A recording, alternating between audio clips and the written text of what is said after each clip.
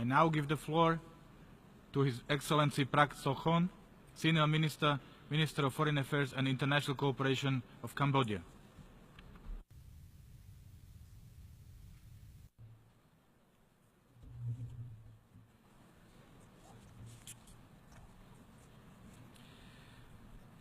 Your Excellency, Mr. President, Excellencies, ladies and gentlemen, on behalf of the Royal Government of Cambodia and on my own behalf, I congratulate you, Excellency Miroslav Lajčák, on your election as President of the 72nd United Nations General Assembly. I would like to take this opportunity to thank as well His Excellency President Peter Thompson of Fiji for his commitment and dedication to the work of our previous UNGA session. I join with previous speakers in expressing my deepest condolences and sympathy to the victims of the earthquake in Mexico and their families. My delegation finds that the theme of this year's UNGA is extremely relevant and sums up quite appropriately the 6 overarching priorities of your presidency, which are responsive to the global megatrends that are facing our world nowadays.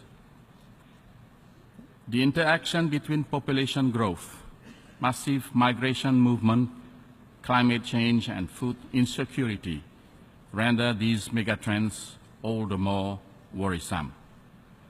Similarly, the same forces of globalization, which in the past have made us so interdependent, are exposing deep flaws in the existing international order. A quarter century after the end of the Cold War, the world became, by many measures, more complex and challenging than ever before. Today, our multipolar world has gained its prominence in global affairs, causing chaos and turbulence as competition between the major powers is becoming more confrontational. We are more interdependent, but more unequal. We are more prosperous, and yet millions are still afflicted with poverty. All these factors has contributed to the sense of a world out of balance, and this is the paradox that defines our world today. While sharing our deep concern on the situation in the Korean Peninsula, we appeal to all parties concerned to further exercise their utmost restraint, to avoid provocative activities, and remain committed to the peaceful and constructive dialogue so as to diffuse tension and promote trust and confidence in the region. Another factor that destabilizes the collective security is the unilateral and illegal embargo on Cuba. We ask that this violation of the international law be brought to an end. Mr. President, it is true that globalization and technological progress have dramatically increased global trade and wealth all over the world. But it is equally true that there have been factors of increase of inequality, social tensions, and sometimes conflicts. These fragilities, to a large extent, are responsible for many of the conflicts and threats today. One of those threats is terrorism, from which no country is spared. To defeat this transnational threat would require a firm global resolve to address in the most comprehensive way this scourge in all its forms, starting from addressing the symptom and root cause of radicalization, confronting issue of foreign fighters, and terrorism financing and other forms of support. Mr. President, let me touch upon 2 topics of relevance to this year's UNGA theme, namely the 2030 Agenda for Sustainable Development and Climate Change. The 2030 Agenda is inextricably linked to many issues that perturb the world today, the most pressing one being climate change, which is not only a direct threat in itself, but also a multiplier of many other threats, from poverty, disease, and food security to mass migration and regional conflicts. In our view, climate change is a global human security issue that presents a serious and unprecedented threat to global peace and security. Cambodia is regularly ranked among the top 10 most vulnerable countries globally, with extreme weather events damaging our infrastructure, severely impacting on agriculture, disrupting economic activities, and hampering crucial social services for our vulnerable groups. While our contribution to climate change is negligible and our domestic resources quite limited, we have made, nevertheless, clear commitment to low-carbon development and look forward to developing partnerships with other progressive nations who are committed to addressing this formidable challenge in a cooperative and fair manner. I am pleased to note that the Paris Climate Agreement acknowledged the principle of common but differentiated responsibilities, meaning based on the respective capabilities and different national conditions. Indeed, the 2030 Agenda is our boldest agenda for humanity, but it is an agenda aiming at a fair globalization. Cambodia has demonstrated its commitment to sustainable development over the past 2 decades. Concretely, our target of reducing the poverty rate to 19.5% by 2015 was achieved ahead of schedule. We have received a UN award for halving hunger before the deadline. Cambodia is also among the top 7 performers globally for its improvement in Human Development Index between 1990 and 2015. Mr. President, Excellencies, ladies and gentlemen, speaking about peace and security, Cambodia is proud of its unwavering commitment to the UN peacekeeping effort. More than 2 decades ago, Cambodia received the UN Blue Beret on their peacekeeping mission. Since 2006, we have dispatched more than 4,700 troops to take part with great success and praise in UN peacekeeping mission in a number of countries that are hotspots in the world, like Sudan, South Sudan, Lebanon, Central African Republic, Chad, Syria, and Mali. As you all know, peacekeeping operations are not without security risk. Peacekeepers continue to come under attack from armed groups and increasingly from terrorists. Last May, rebel ambushes in the Central African Republic have killed and wounded our Cambodian peacekeepers. Let's pay our tribute to those who have died while serving under the UN flag and remind ourselves to acknowledge their contribution in the transformation of many countries from battlefield to peaceful state. Monsieur le Président. Mr. President, I now wish to address the issue of human rights and democracy. Since my country is regularly targeted by some countries, some UN agencies, as well as by those international NGOs which are active in these fields.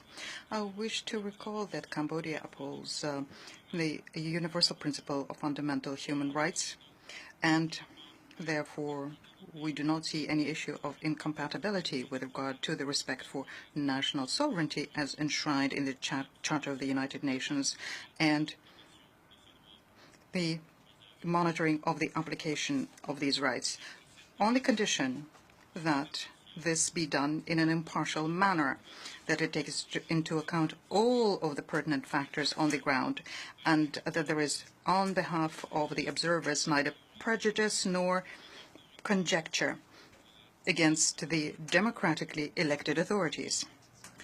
So what are the realities that we're witnessing? And I'll go straight to the point. The assessment of the human rights situation varies depending on the political predisposition of certain great powers. The same applies for the big international NGOs, whose agendas are far from being politically neutral. The issue of human rights and democracy is raised only when the specific interests of certain major powers are at stake at the vagaries of the moment. Otherwise, what we are hearing is silence, and often it's a complicit silence.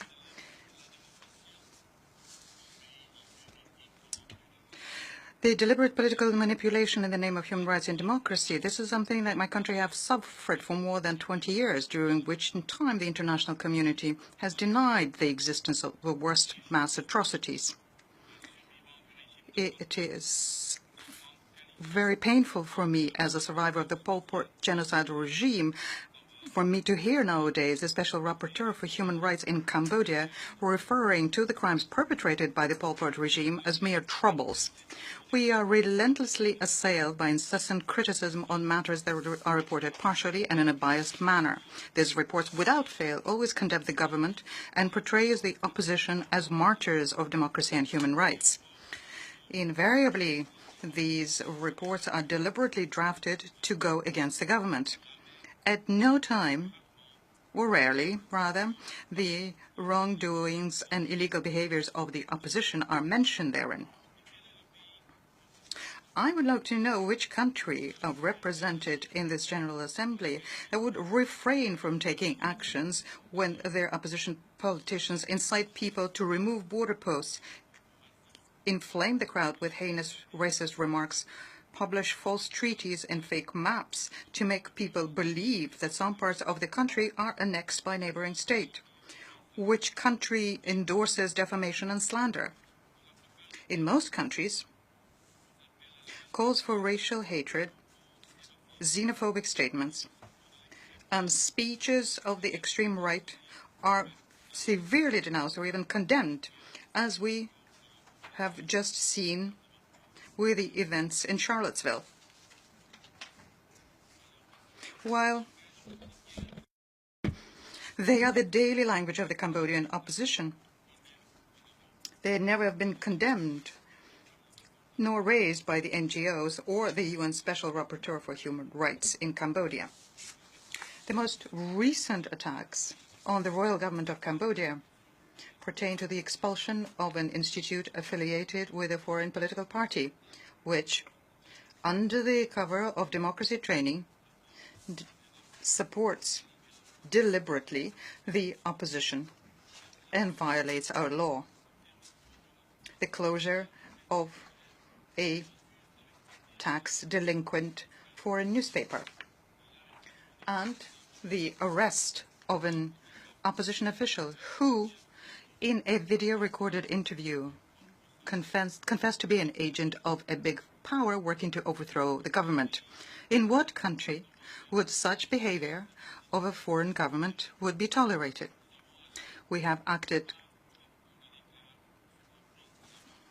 not in a fashion which is arbitrary, but rather in accordance with the provisions stipulated in our laws. And the history of our country teaches us an important lesson. When we were forced to choose the path set by some Western powers, we ended up suffering its worst disasters of the last century.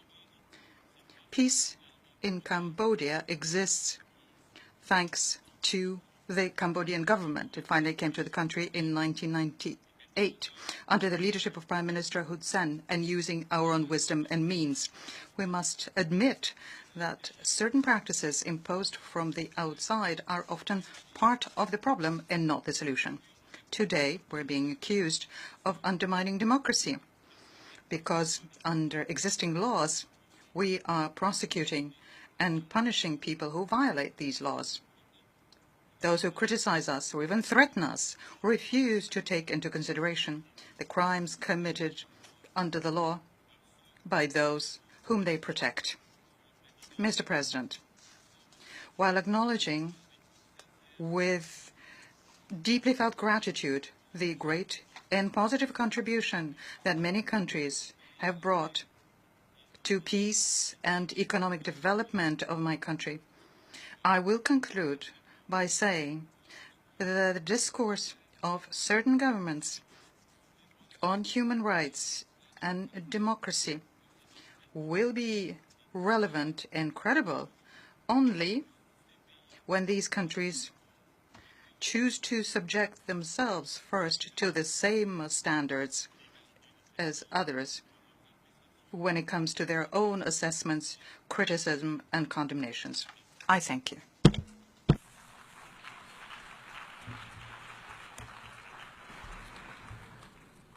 I thank the Senior Minister, Minister for Foreign Affairs and International Cooperation of Cambodia, for his statement.